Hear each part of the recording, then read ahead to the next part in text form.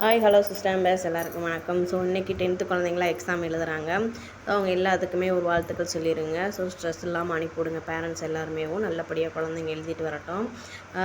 அப்புறம் பார்த்திங்கன்னா நிறைய கைத்தொழிலெலாம் வருது. ஸோ அந்த கைத்தொழில் நம்ம எப்பயுமே சரி, எவ்வளோ வேலை பார்த்தாலும் கைத்தொழில் இருக்கிறது ரொம்ப ஒரு யூஸ்ஃபுல்லான ஒரு இது. நம்மளுக்கு கைத்தொழில் ஒன்று கற்றுக்கொள், கவலை உனக்கில்லை ஒத்துக்கொள் அப்படின்ற மாதிரி கண்டிப்பாக அது வருது. இதை ஏன் நான் இப்போ சொல்கிறேன்னு பார்த்தீங்கன்னா, ஏன்னா அது அவ்வளோ ஒரு யூஸ்ஃபுல்லான ஒரு ஜாப். நம்மளுக்கு கைத்தொழில்ன்றது கண்டிப்பாக எல்லாருக்குமே அது கை கொடுக்கும்.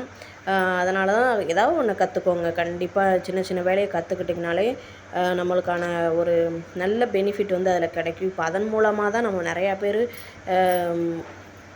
உயர்ந்துக்கிட்டு வராங்கன்னு எனக்கு தெரிஞ்ச வரைக்கும். இல்லம் தேடி கல்வியில் நிறையா வருது. ஆனால் எங்களுக்கு எந்த மெசேஜ் வரல. ஸோ அது ஏன்னு எனக்கும் தெரியலை. பொறுத்து பார்க்கலாம். அதை பற்றி பிரச்சனை இல்லை. ஸோ எதுனாலும் நம்மளுக்கு கிடைக்கிறது கிடைக்கும் கண்டிப்பாக. அப்புறம் ஏன் கைத்தொழில் பார்த்திங்கன்னா, அது படித்தவங்க படிக்காதவங்களாம் கிடையாது. எல்லாத்துக்கும் பொதுவானது தான் அந்த கைத்தொழில். யாராக இருந்தாலும் கற்றுக்கிறது ரொம்ப நல்லது. அதுக்காண்டி தான் சொன்னேன். அப்புறம் எனக்கு படித்ததில் பிடிச்சது ஒரு குட்டி ஸ்டோரி ஒன்று. படிப்பு நம்ம பணம் சம்பாதிக்கிறதுக்காக மட்டும் ஒரு சிலர் நினைப்பாங்க. என்ன செய்ய போகிறோம், படித்து வேலைக்கு போய் காசு சம்பாதிக்க போகிறோம் அப்படின்ற மாதிரி. ஸோ நான் படித்த ஒரு சின்ன ஸ்டோரி தான் அவங்க கூட ஷேர் பண்ணுறேன்.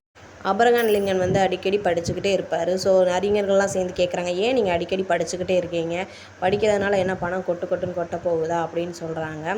அப்போ அவர் சொல்கிறாரு, நான் படிக்கிறது பணத்துக்காக மட்டும் இல்லை, பணத்துக்காக இல்லை, பணம் வரும்போது எப்படி பண்போடு நடந்துக்கிறணும் அப்படின்றதுக்காக தான் நான் படிச்சுக்கிட்டே இருக்கேன் அப்படின்னு சொல்கிறாங்க. ஸோ அப்போ அறிஞர்கள் வாயடைச்சு போய் நின்றுட்டாங்க. கண்டிப்பாக பணம் வரும்போது நம்ம எப்படி பண்போடு நடந்துக்கிறணும் அப்படின்ற ஒரு மெத்தடும் நம்ம படிக்கிறதுனால வரும் அப்படின்னு சொல்கிறாங்க. ஸோ ஆபிரகாமுடைய ஆளுமை பண்புகளோட குணங்கள் தான் இப்படி பதிலாக வெளிவந்திருக்கு அப்படின்னு எல்லாருமே இந்த பதிலை மனசில் நிலச்சி நிற்க வச்சுருப்பாங்கன்னு நினைக்கிறேன். Thanks to all. இந்த அழகுக்கலை பயிற்சியும் அப்புறம் மெஹந்தி கிளாஸஸும் ஸோ நடக்குது போல் யூடியூப் சேனலில். ஸோ இது தேவைப்படுறவங்க யூஸ் பண்ணிக்கோங்க. Thanks to all. இது சென்னை அழகின் போட்டு எப்படி சர்ச் பண்ணணும்னு இப்போ யூடியூப்பில் போட்டு சர்ச் பண்ணி பாருங்கள், கண்டிப்பாக வரும். தேங்க்யூ.